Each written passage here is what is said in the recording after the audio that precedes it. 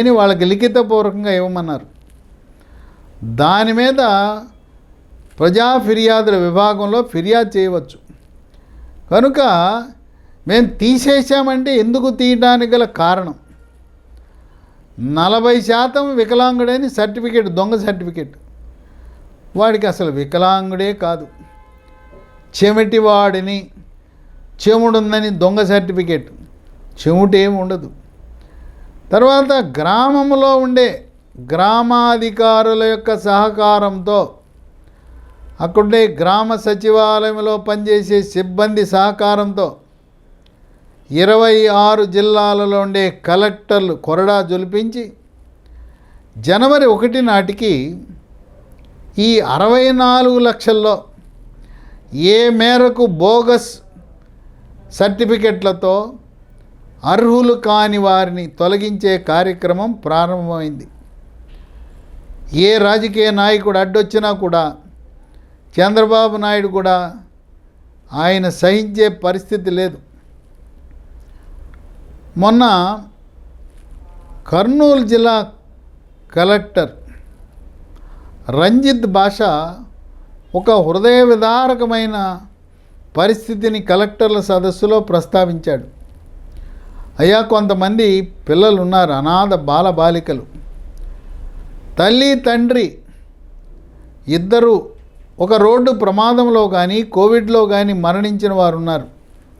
కొంతమందికి తల్లి మరణించింది, తండ్రి వీళ్ళని అనాథలుగా విడిచిపెట్టారంటే తక్షణమే కలెక్టర్ల సదస్సులో వైద్య ఆరోగ్య శాఖ అధికారులకు, ఆర్థిక శాఖ అధికారులకు ఆయన ఆదేశాలు జారీ చేసి ఆంధ్రప్రదేశ్ రాష్ట్రంలో తల్లిదండ్రులను ఇద్దరినీ కోల్పోయిన బాలబాలికలు అనాథలు ఎంతమంది ఉన్నారు, వాళ్ళను సర్వే చేయించి గుర్తించి వారికి కూడా కొంత పెన్షన్ మంజూరు చేద్దామని ఆదేశాలు ఇచ్చారు. ముందు తల్లి తండ్రిని కోల్పోయిన వారిని మనం ఆదుకుని తదుపరి తల్లిని కోల్పోయిన వారికి కూడా మనం సహాయం చేద్దామని తక్షణమే ఆదేశాలు జారీ చేయటం అనేది విశేషం. ఎంతమంది అర్హులు ఉన్నా పెన్షన్ ఇవ్వటానికి చంద్రబాబు నాయుడు ఏమాత్రం వెనుకంజ వేయడు. దీనిపై ఇప్పుడు ఈ నిర్ణయంతో ఎమ్మెల్యేలు, ఎంపీలు, ఎమ్మెల్సీలు, తెలుగుదేశం పార్టీ సీనియర్ నాయకులు, గ్రామ నాయకులు, మండల నాయకులపై అనేకమైన ఒత్తిళ్లు రాబోతూ ఉన్నాయి.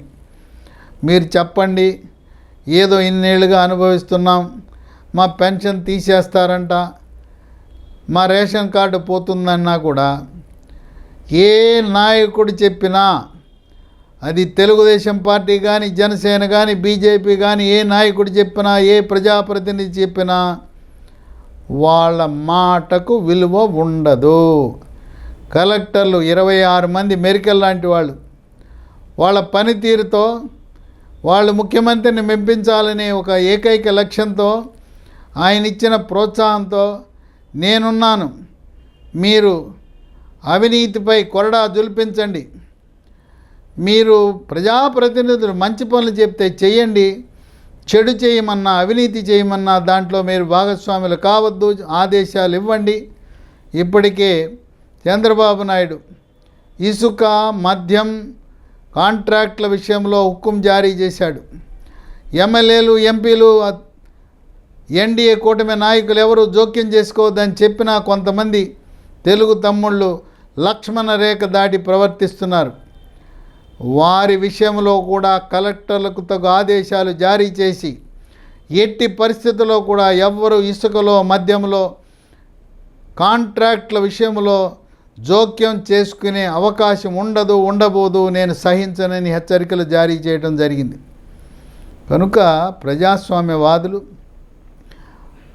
ఆంధ్రప్రదేశ్ రాష్ట్ర అభివృద్ధిని ఆకాంక్షించేవారు జగన్మోహన్ రెడ్డి ఆంధ్రప్రదేశ్ రాష్ట్రాన్ని 13 లక్షల కోట్ల అప్పులో ముంచేసి వెళితే, అప్పుల ఊబిలో ఉన్న ఆంధ్రప్రదేశ్ రాష్ట్రం ఈ రోజున నెలకు 64 లక్షల మందికి 4,400 కోట్లు ఇవ్వటం అంటే తలకు మించిన భారమే. కనుక స్వచ్ఛందంగా ఈ బోగసు తెలకారులు ఉన్నవారు అర్హత లేకున్నా సదనంలో మేనేజ్ చేసి దొంగ సర్టిఫికెట్లు, వైకల్యం సర్టిఫికెట్లు తెచ్చుకున్న వాళ్ళు స్వచ్ఛందంగా విడనాడితే ప్రజలు సంతోషిస్తారు. సిగ్గుతో తల వంచుకోవాలి. ఇన్ని ఎకరాల భూమి ఉన్నది, కారు ఉన్నది, భవనాలు ఉన్నాయి.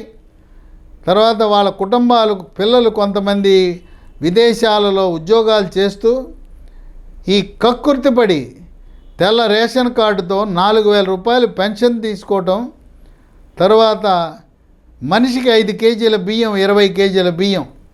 ఆ బియ్యం ఎక్కడ పోతున్నాయి? ఆ బియ్యం 13 రూపాయలకు మళ్ళీ ఆ రేషన్ డీలర్కి ఇస్తున్నారు. ఆ 13 రూపాయలు కొన్న రేషన్ డీలర్ వాడు మళ్ళీ దళారికి 25 రూపాయలకు అమ్ముతున్నాడు.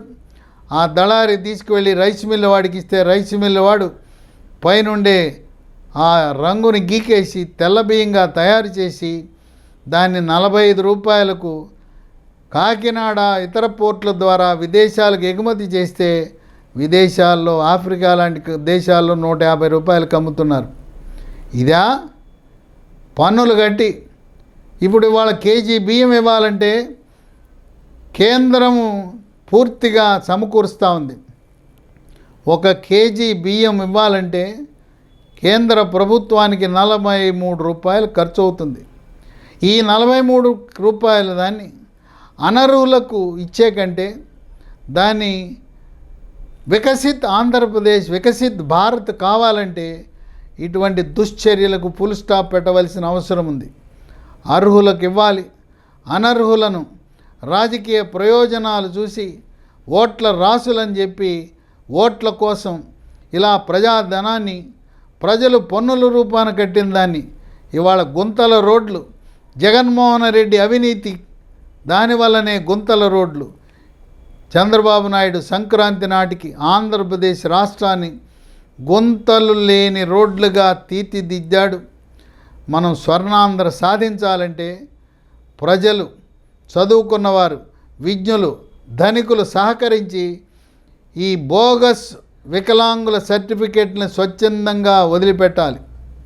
అలాగే ఏ విధంగా మరి గ్యాస్ సిలిండర్లకు ధనిక వర్గాలు మాకు సబ్సిడీ వద్దని వాళ్ళు వదిలిపెట్టారో అదేవిధంగా బోగస్ రేషన్ కార్డులు, బోగస్ వికలాంగుల సర్టిఫికెట్లను పూర్తిగా తొలగించవలసిన ఆవశ్యకత ఎంతైనా ఉంది.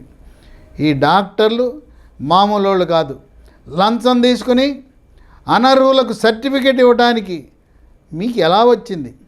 వాళ్ళపై ఆంధ్రప్రదేశ్ మెడికల్ కౌన్సిల్ రంగంలో దిగి వాళ్ళపై క్రమశిక్షణ చర్యలు తీసుకుని వాళ్ళను డాక్టర్లుగా అనర్హులుగా ప్రకటిస్తూ గవర్నమెంట్ వీళ్ళపై కఠినమైన సివిల్, క్రిమినల్ చర్యలు పెట్టాలి.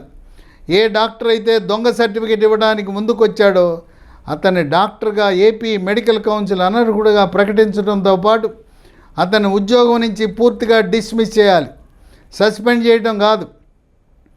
సుప్రీంకోర్టు తీర్పు ప్రకారం అవినీతికి పాల్పడిన అసమర్థ ఉద్యోగస్తులను కంపల్సరీ రిటైర్మెంట్ అంటే ఉద్యోగంలోంచి పూర్తిగా తొలగించే హక్కు ఉన్నది.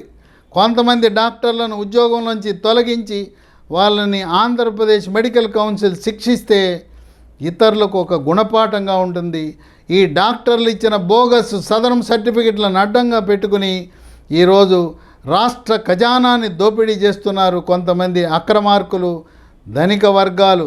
వికలాంగుల దొంగ వేషం వేసుకుని దొంగ సర్టిఫికెట్లతో రాష్ట్రానికి తీరని ద్రోహం చేస్తున్నారు.